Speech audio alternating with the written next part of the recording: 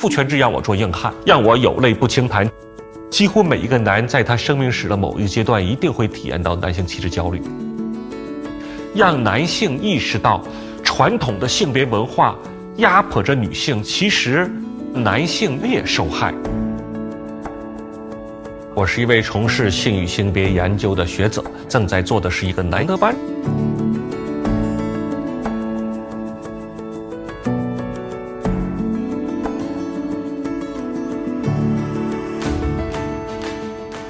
不好啊，不能跳，不能跑啊，影响胎儿发育啊。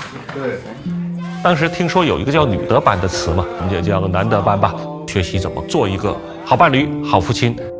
我们自治学员目前报名的是9个，有未婚的，有已婚的，就是这个门槛没有办法设，就是一个他要渴望成长，资质就是男人。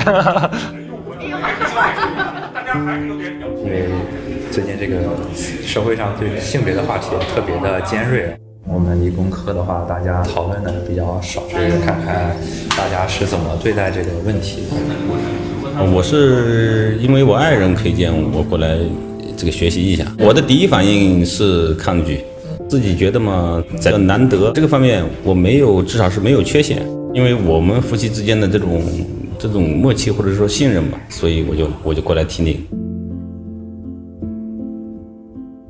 3个板块：反思男性气质，学习怎么沟通啊，照顾家人啊，怎么做家务啊，怎么跟孩子相处啊，给孩子讲绘本啊。好快。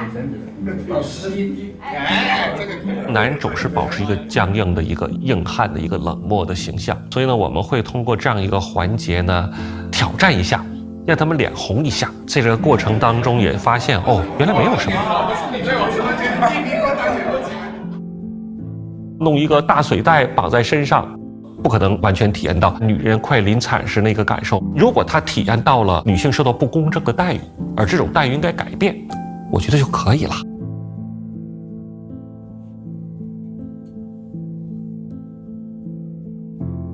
是因为我自己的成长过程中一直是一个边缘人，只是被欺凌的一个角色，就是我不太符合那个传统上很阳刚的那个男性气质。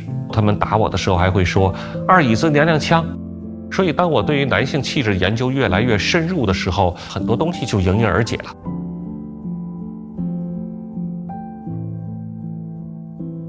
在整个性别机制当中，那当然男性是那个绝对的既得利益者，在那个地方可能就成为那个受害者。很多男性一定要挣钱，很多人实际上不具备这方面的能力嘛。比如说性吧，男一定要性强大，每个男都生活在这个阳痿的焦虑恐惧下哈。男人跟孩子的关系，他们以为很刚硬，但是他的许多苦果是要在晚年品尝的。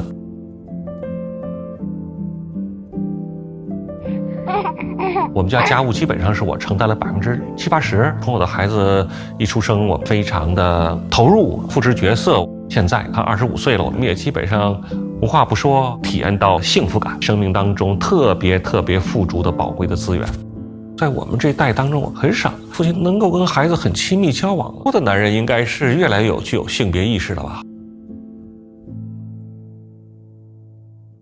他有这样的性别平等意识，那他首先自己是快乐的，特别是和异性的相处的时候，我觉得也会是一个让别人感到舒服的人。无论是做好父亲、好伴侣，还是做一个好的男同事哈，其实你自己一定会得到更多的回报。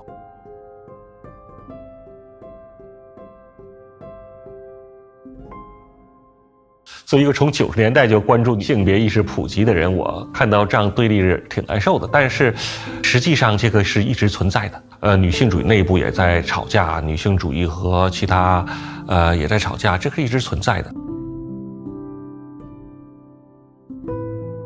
性别平等的角度实际上是有不同的策略的，比如说有的人就会主张一定要更激进、更强烈，让你听到我的愤怒。我甚至还听到有的女性主义者说，我们一定要把男人压迫，然后他们才能够理解身为女性被压迫的感受，这是一种策略。我所做的工作，我会说从触动男性自身的反思做起。